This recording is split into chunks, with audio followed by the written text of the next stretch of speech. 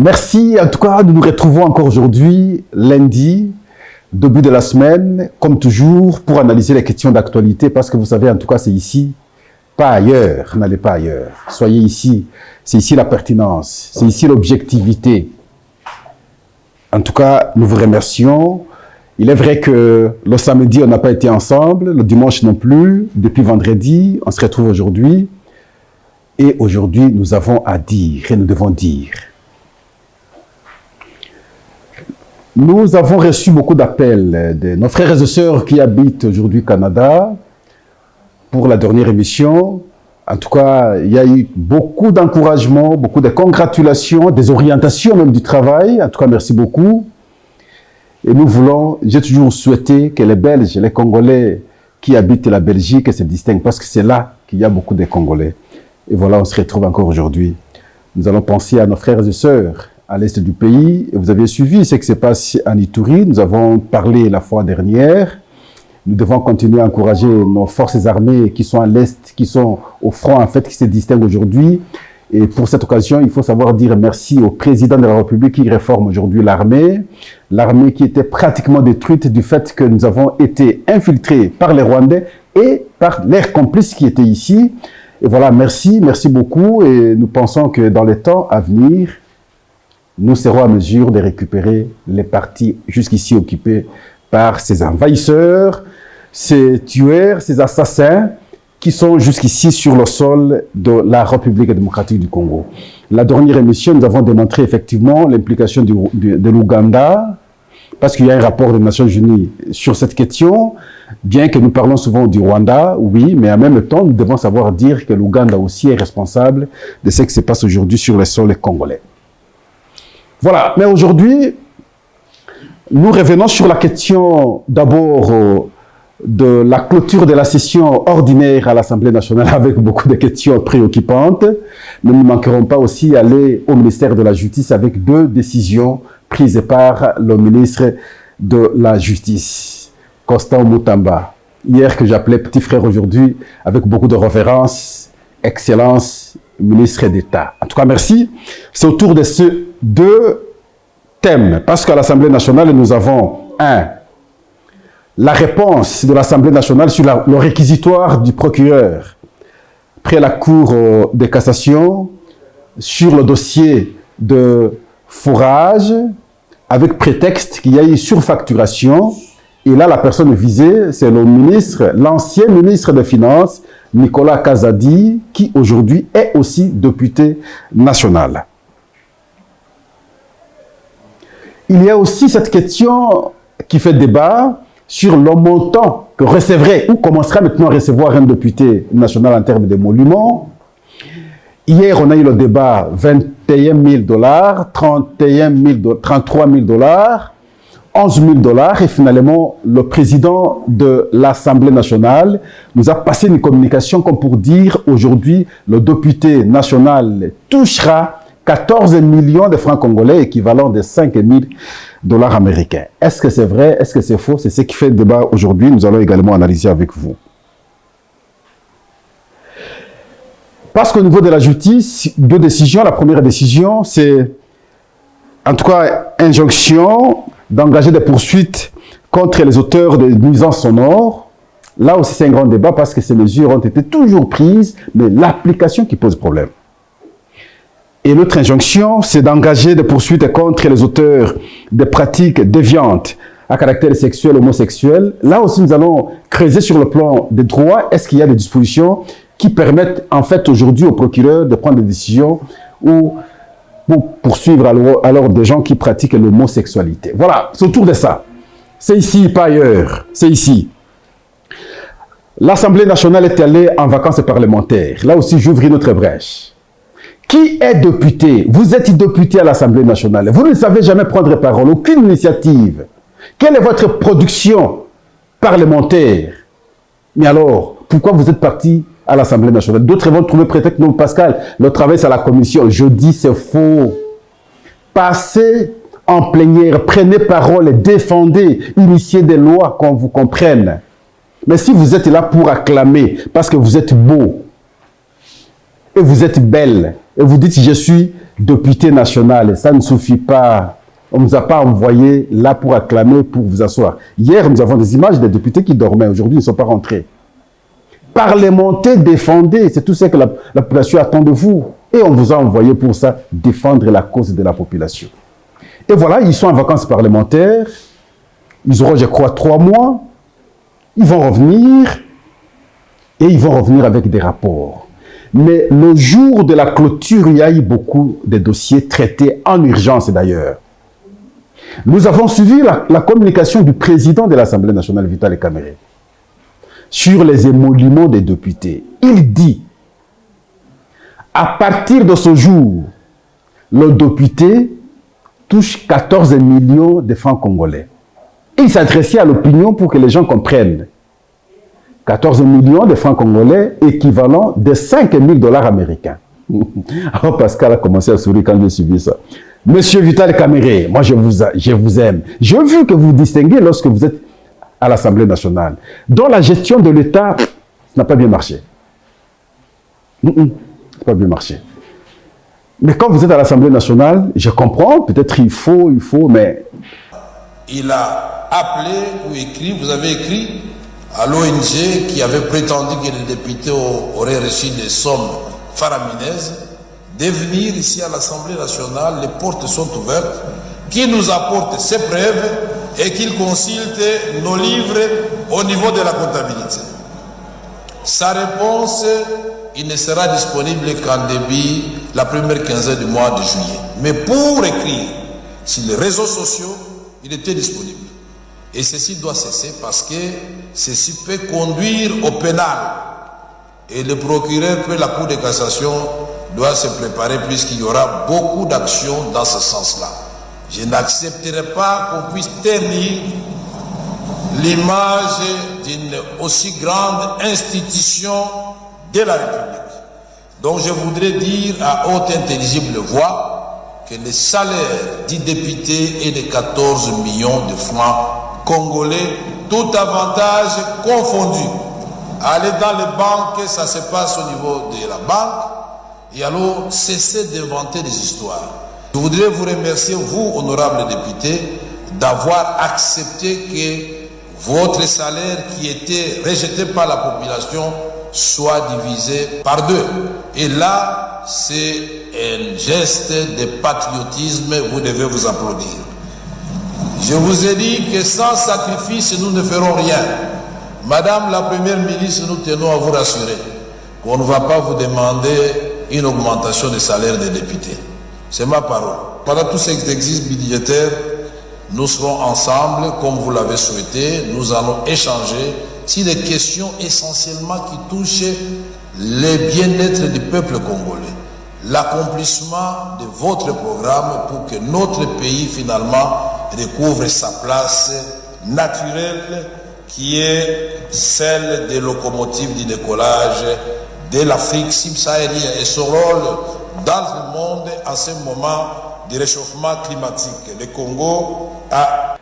Alors, vous faites une telle communication, mais vous n'avez pas expliqué aux gens ce que vous aviez fait hier, vous avez laissé que les autres continuent à faire. Les invisibles. C'est ce qui, en fait, amenait les députés jusqu'à avoir un salaire de 11 000 $ américains hier et avoir un débat engagé ici jusqu'à 21 000 $ américains. Vous parlez de 5 000 et vous pensez réellement que c'est simplement 5 000 que les députés recevront, en toute sincérité. Et alors que vous savez bien, lorsqu'on est allé aux élections de 2006, vous aviez créé une culture des mensonges auprès de la population. Si je serais élu, je ferai ceci, ainsi de suite. Les députés ont donné beaucoup de promesses. Et avec ces 5 000 $, ils vont faire quoi? Et vous croyez réellement que les députés, si réellement ils ne vont toucher que 5 000 $, et on n'a pas engagé le débat, et tout député a acclamé, a trouvé normal une telle communication, sachant bien qu'à la base, c'est déjà un problème. Non, je ne crois pas que c'est le bureau qui décide sur le salaire ou sinon les émoluments des députés. J'en connais quelque chose. Du fait que, d'abord, le parlementaire, c'est lui l'autorité budgétaire. Le bureau ne peut pas prendre une initiative sans en tout cas le consentement de la plénière. Mais j'ai eu l'impression la fois passée qu'il s'est agi juste d'une question et on n'a pas engagé un vrai débat sur la question. Lors des sessions passées, une question pareille, souvent c'est en huis clos pour que chaque député donne un avis. Non, je n'ai pas été convaincu. J'aimerais qu'une communication sincère soit faite. Est-ce que réellement le député ne touchera que 5,5 $ ou 14 millions de francs congolais?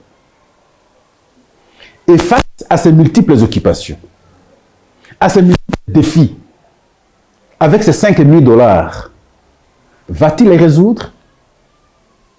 Moi, je pense que c'est le président de la République la fois parce qu'il a été sincère. Je ne sais pas, Félix Tshisekedi restera incompris, franchement.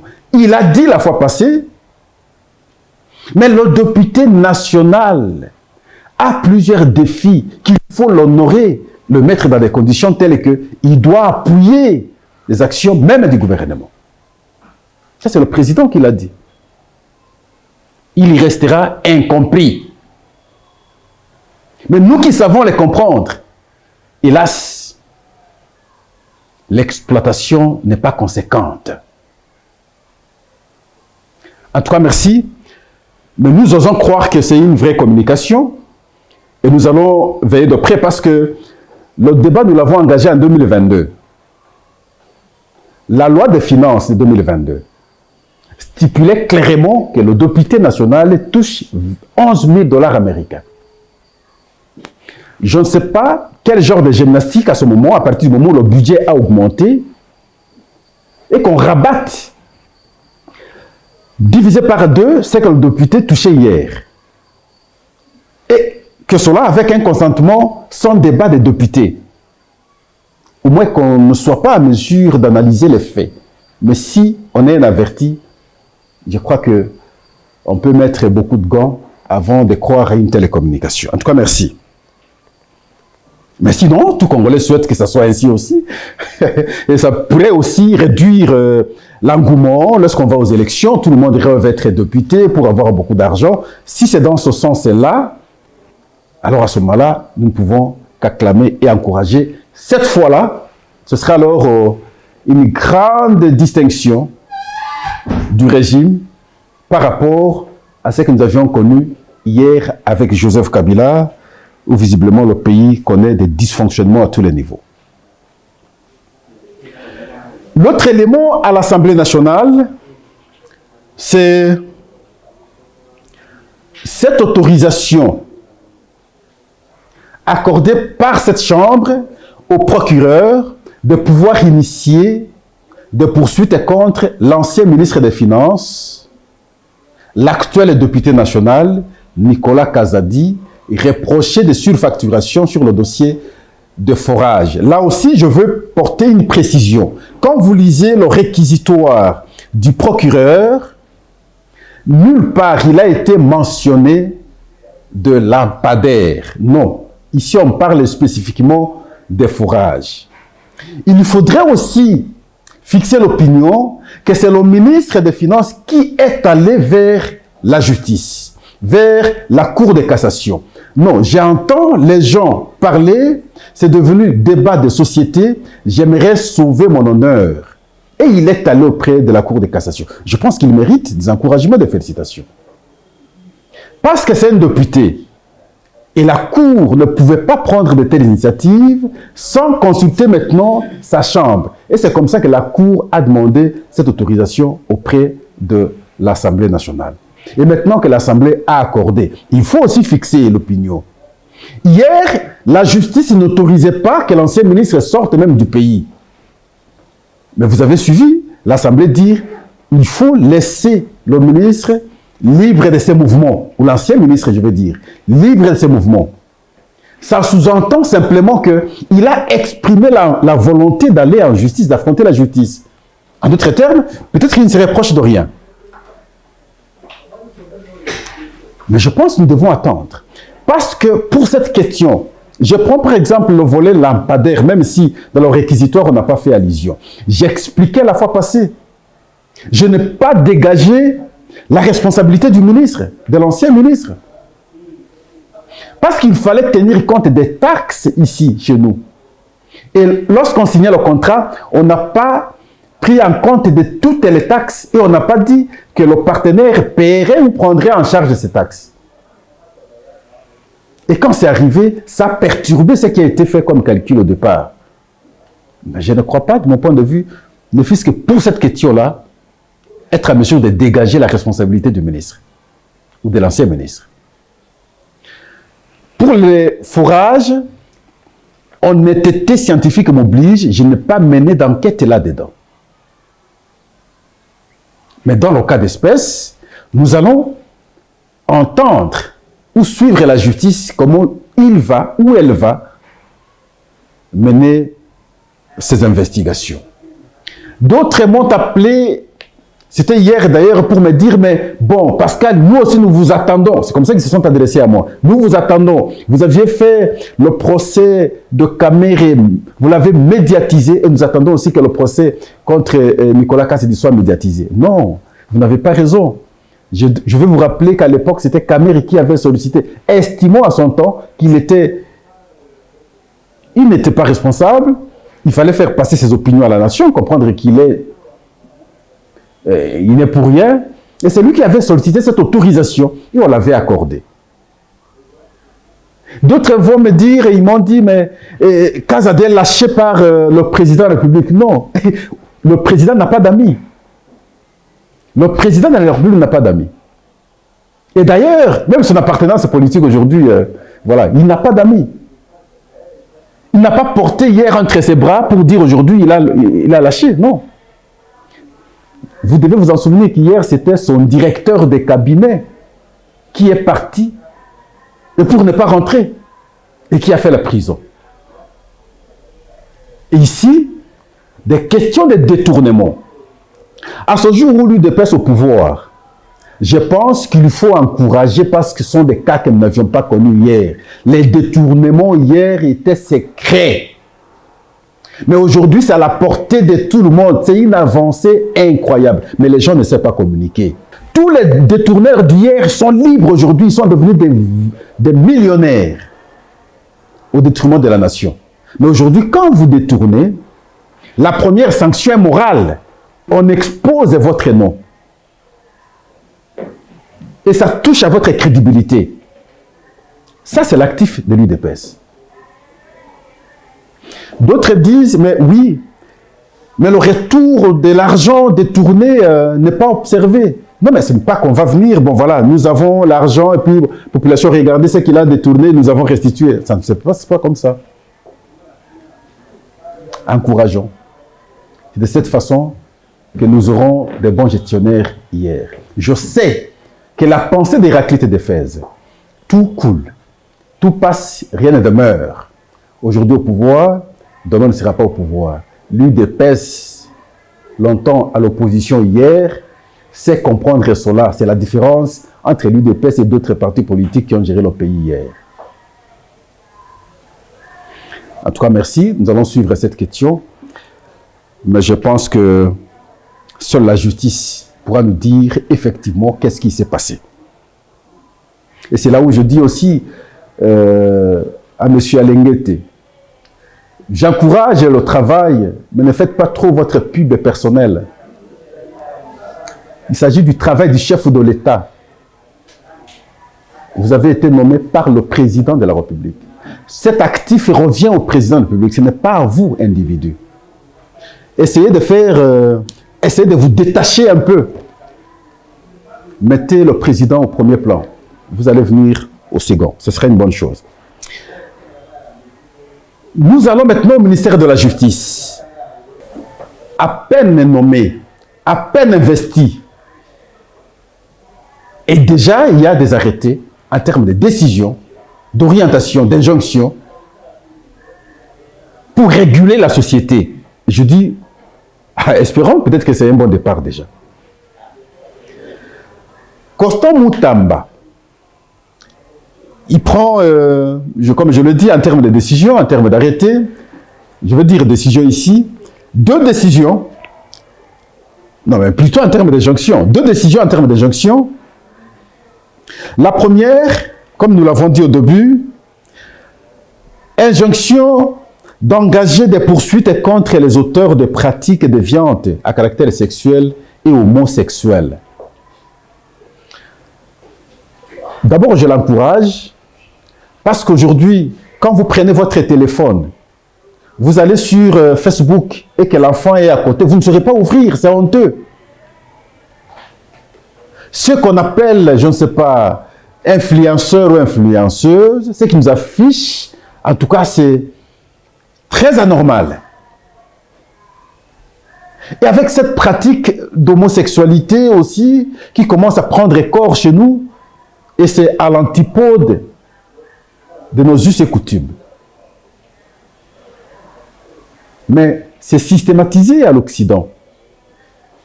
Parfois et souvent, ils veulent imposer ces antivaleurs en Afrique. Et je pense que nous pouvons déjà prendre des garde-fous pour s'opposer à cela.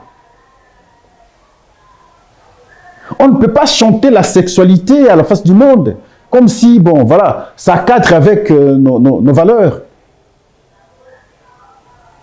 Quelle est cette affaire? Je salue ici l'OCESAC qui a organisé aussi un atelier pour dénoncer, décourager ces mauvaises pratiques. Mais pour le ministre, simplement, Pascal pose un cas, un problème. Est-ce que vous avez des dispositions légales de référence qui feraient que, sur base de vos injonctions, le procureur puisse se référer et condamner s'il faut? Antivaleur, oui. La dépravation des mœurs, oui. Et tout ça. Mais est-ce qu'il y a une interdiction formelle de l'homosexualité dans notre arsenal juridique? S'il n'y en a pas, la procédure aurait été, de mon point de vue, vous, en tant que ministre, commencez par initier un projet de loi et le déposer à l'Assemblée nationale pour que celle-ci l'entérine et qu'elle devienne finalement opposable. Mais sinon, de manière plus substantielle, nous vous encourageons parce que nous devons réguler normalement la société. La deuxième injonction, c'est d'engager des poursuites contre les auteurs de nuisances sonores. C'est là aussi. Je m'en souviens avec Ikimbuta, celui que j'aimais bien quand il exhibait ses danses, parce qu'il dansait très bien. C'est la qualité qu'il avait. Je ne peux pas aussi ne pas reconnaître la qualité de quelqu'un, il savait bien danser. Mais en termes de mesures, il a échoué lamentablement. Et il y avait des édits de l'Assemblée provinciale sur cette question. Rester lettre morte.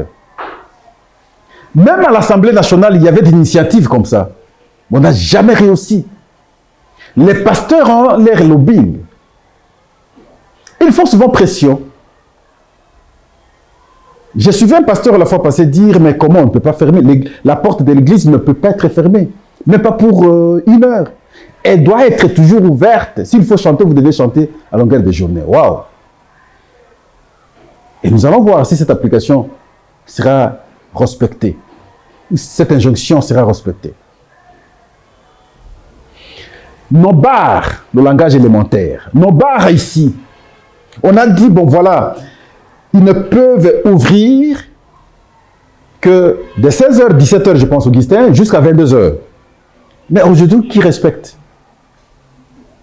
Mais lorsqu'on met la musique ici, à côté, il y a l'école, mais les enfants ne savent pas étudier. Nous allons voir si cela est respecté. Pas longtemps, nous avions vu ici l'ancien gouverneur Ngobila et notre frère Jekoko démolir pratiquement les avenues. C'était devenu dégagé. Mais aujourd'hui, il faut visiter, il faut regarder. Si c'est dans ces conditions que nous devons continuer à prendre des mesures sans une bonne exécution, ça sert à quoi? Et donc, ce sont des belles mesures, de bonnes mesures, c'est encourageant, mais c'est l'application que les Congolais attendent. Ce sera une très bonne chose. Mais je veux continuer à insister sur un aspect. Comme je vous avais promis à chaque émission, nous devons revenir sur cette question de la réhabilitation de la voirie de Kinshasa. Même si Pascal, je n'ai pas été d'accord avec la reconduction du ministre des Infrastructures, c'est par là que les autres actions du chef seront visibles. Et je n'en serai jamais d'accord tant que ces travaux n'auront pas commencé. Nous sommes en période de saison sèche, il faut pousser pour que cela soit d'exécution. Parce que je vous avais promis que je veux revenir aussi, l'autre émission, vous démontrer les réalisations du chef de l'État. Mais c'est énorme. Mais ça semble sauter aux yeux des Congolais du fait simplement que les infrastructures ne sont pas aménagées. Infrastructures routières, bien entendu. À Kinshasa, si je dois m'asseoir, vous faire la comparaison, et avec le premier régime, enfin, la première république, et avec la deuxième république, comparativement à ce que Félix Tshisekedi a fait un mandat et demi, vous allez voir qu'il y a un écart terrible. Nous allons continuer à expliquer cela, mais je crois le prochain numéro, on va revenir sur ça. Nous allons l'expliquer techniquement, de manière à vous permettre de comprendre avec des images en appui. Et voilà, je pense que nous allons nous arrêter ici, parce que nous avons d'abord, à travers cette émission, nous vous avons expliqué les émoluments des députés. Nous vous avons parlé effectivement de la permission de poursuite contre l'ancien ministre des Finances. Nous sommes revenus au ministère de la Justice pour parler de 2 décisions prises. Et je crois que vous avez apprécié le point de vue et nous vous disons en tout cas merci. On se retrouve demain avec d'autres éléments. Et nous vous disons toujours, n'allez pas ailleurs, restez ici. Les belles analyses, c'est ici, pas ailleurs. En tout cas, merci. On se voit demain. Au revoir.